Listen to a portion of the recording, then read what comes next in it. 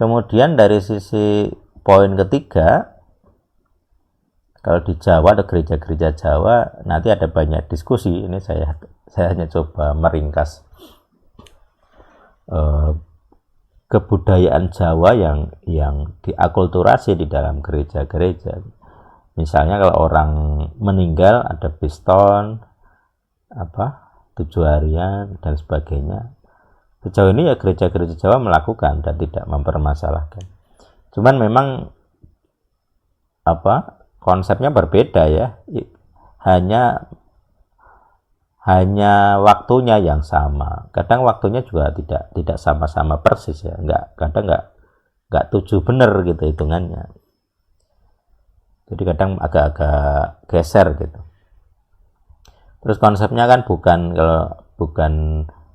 lagi mendoakan orang mati atau mengantarkan mereka masuk surga, enggak.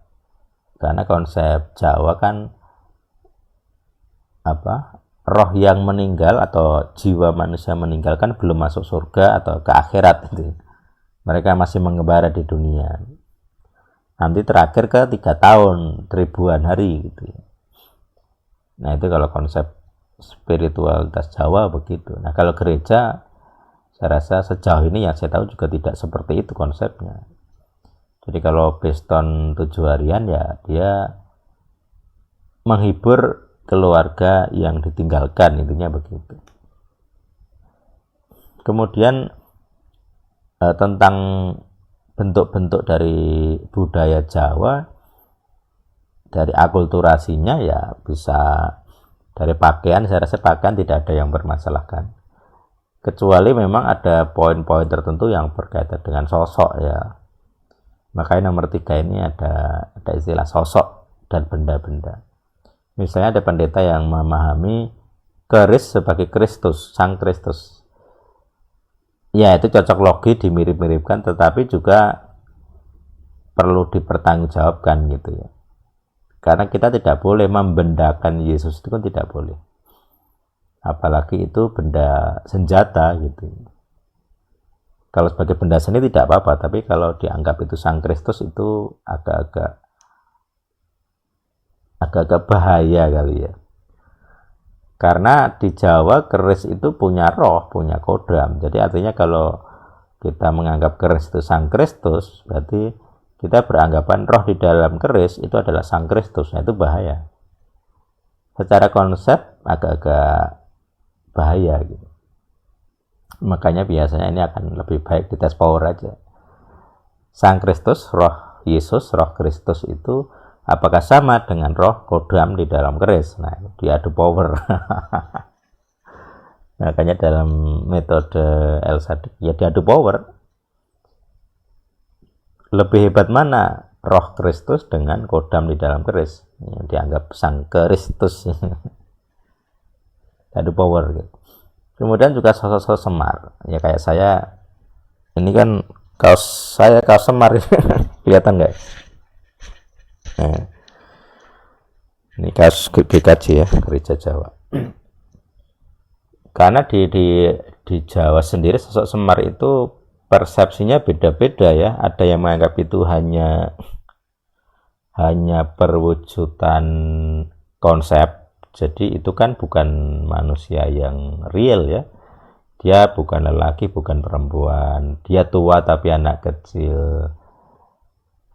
Gitu ya. Jadi artinya dia bukan sosok manusia asli sebenarnya, tapi lebih ke visualisasi dari konsep-konsep orang hidup Jawa lah, orang Jawa yang hidup.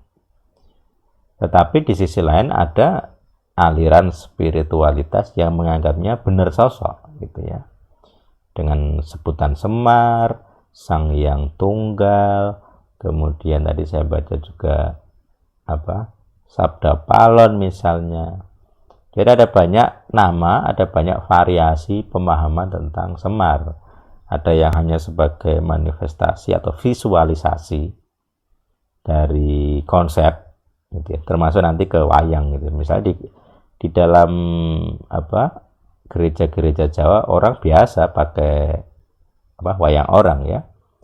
Misalnya untuk nge-MC-nya wayang atau kalau ada acara-acara para pementasnya atau para pelaku pentas ini ya pakai atribut-atribut Ponokawan misalnya, tidak ada masalah. Saya sendiri juga tidak merasa salah dengan itu ya, karena kita tidak memahaminya seperti apa ya, kalangan spiritualitas di mana sosok Semar ini benar-benar sosok gitu, sosok roh maksudnya gitu. Termasuk nanti kalau di Jawa Mataram ya, kalau tadi diskusi kita di grup, kemunculannya sebutan Ratu Kidul, Roro Kidul itu di awal Mataram atau di Sultan Agung atau sebelumnya sudah ada. Karena ada kejawen yang tidak mengakui tentang Ratu Kidul gitu, dan mereka bukan orang Islam gitu. Jadi beda-beda alirannya. Nah, orang Kristen Jawa akan seperti apa? Gitu ya. Makanya dalam soal sosok ini metode satu-satunya bagi gereja Jawa ya di tes power gitu ya. Tes power saja. Karena pemahamannya di kalangan Jawa sendiri beragam ya di tes power caranya.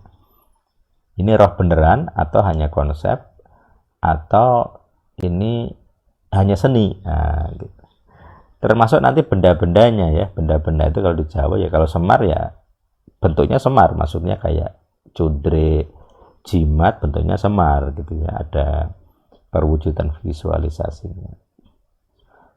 Termasuk simbol-simbol naga, kan ada di pakaian Jawa itu ada simbol naga, di keris juga ada. Nah, simbol naga, ular ini yang nanti jadi pergumulan untuk gereja-gereja Jawa gitu ya. Kalau dari sisi ularnya sendiri sebenarnya netral saja, tapi yang jadi masalah pemaknaannya. Sama seperti di Alkitab kan ular sendiri punya dua pemaknaan. Ular tembaga sebagai juru selamat dari racun ya. Bahkan Yesus itu kan dianggap seperti simbolisasinya kayak ular tembaga yang dinaikkan, maka dia dinaikkan, disalib. Tapi di sisi lain simbol ular itu juga setan di Eden gitu. Makanya tadi saya bilang tergantung persepsi yang membicarakan atau yang memikirkan tentang ular ini gitu. Ular juga ciptaan Tuhan gitu ya, dan di dunia ini sekarang ada banyak ular yang memang harus ada. Reptil ya, bagian dari reptilia gitu. Makanya kalau ini secara spiritualitas ya di tes power, itu satu-satunya cara. Nah, ini tes power nanti materi spesial gitu ya. Kemudian dari ini saya contohkan tentang primbon misalnya. Mau gereja-gereja Jawa akan seperti apa gitu. Kalau misalnya tentang puasa tirakatan atau bahasa Jawanya prihatin gitu ya. Kalau di agama lain juga banyak variasi istilahnya ya, menahan diri intinya begitu ya. Jadi ritual-ritual Jawa berpuasa tirakatan sebenarnya kan menahan diri, retret, merenung dan sebagainya. Itu secara bentuk tidak masalah sebenarnya. Di Kristen, di Yahudi juga ada bentuk-bentuk puasa gitu. Tirakatan itu kan kayak di Getsemani kan juga tirakatan itu. Berdoa sampai berpeluh-peluh begitu itu kan ya sama dengan tindakan-tindakan orang Jawa yang tirakatan gitu. Tentu yang dia akan jadi pergumulan tentang astrologinya orang Jawa, kalender Jawa kan ada banyak versi ya, ada kalender Saka, kalender Hijriyah, nah kemudian ada kalender Jawa yang gabungan yang zaman Sultan Agung, lunisolar, jadi gabungan kalender solar matahari. Saka itu kan matahari ya kalendernya. Kemudian kalender bulan. Nah, di Jawa ini jadi gabungan, sesudah Sultan Agung jadi gabungan gitu. Makanya angka tahun sesudah kalender Sultan Agung itu lebih sempit karena di tahun Saka itu menggunakan 365 hari atau 364. Di kalender Sultan Agung menggunakan kalender bulan gitu ya. Jadi hitungannya kalender bulan 354, jadi selisih 10 harian lebih.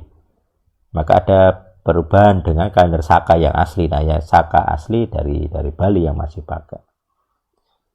Seperti itu.